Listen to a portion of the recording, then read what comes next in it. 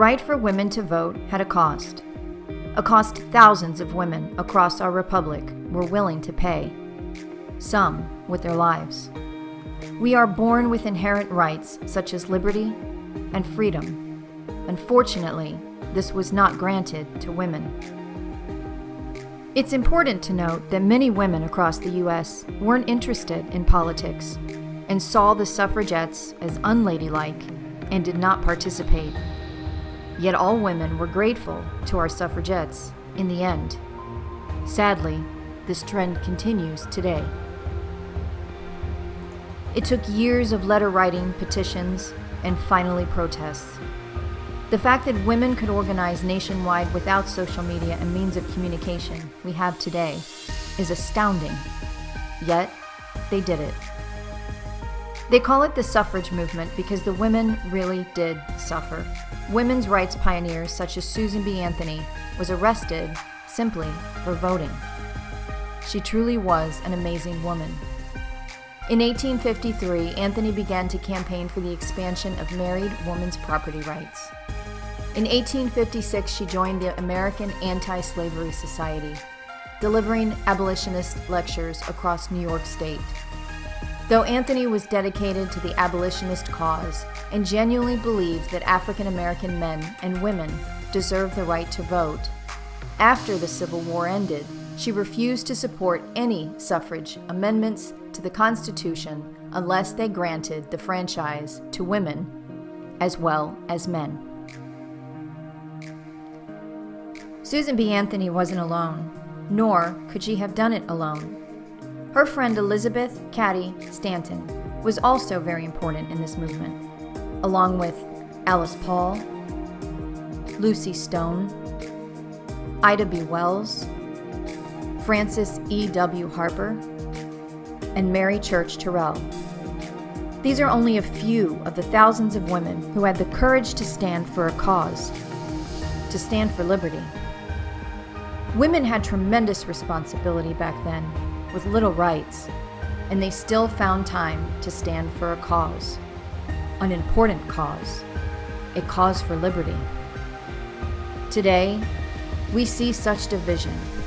We watch our Constitution crumble, our politicians preferring to argue than do what they were elected to do. Liberty, once again, is knocking on the door of women across our republic. Will you be brave enough to answer that call? As our Daughters of Liberty organization celebrates the brave accomplishments of our suffragettes, we ask you to answer that call and join us. Much like our suffragettes, we act in our own cities, towns, and states and stand for liberty, freedom, and defense of our constitutional rights. We provide that path to activism. We have the strength to turn the tide, but we need you. Our suffragettes were victorious because they were united for a cause. In 1920, a short 100 years ago, they were heard. The 19th Amendment was ratified, and women were finally granted the right to vote. On November 2nd, 1920, more than 8 million American women exercised their new right to vote. Beautiful.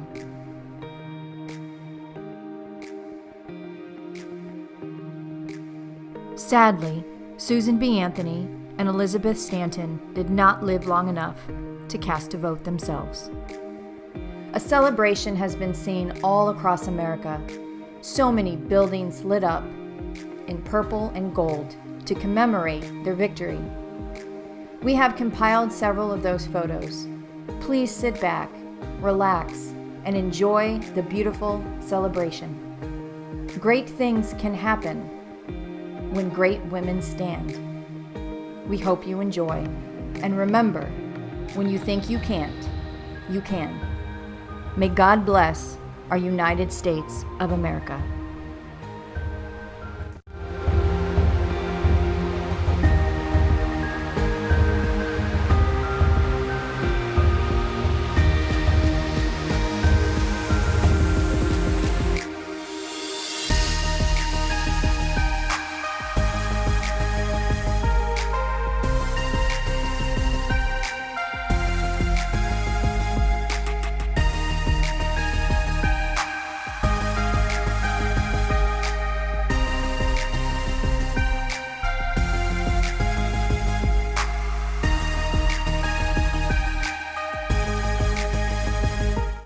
You are us, and we are you.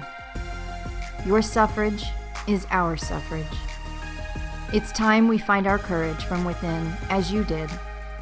It's time to carry that torch as strong women. Join Daughters of Liberty today, because the future of our children is no longer certain.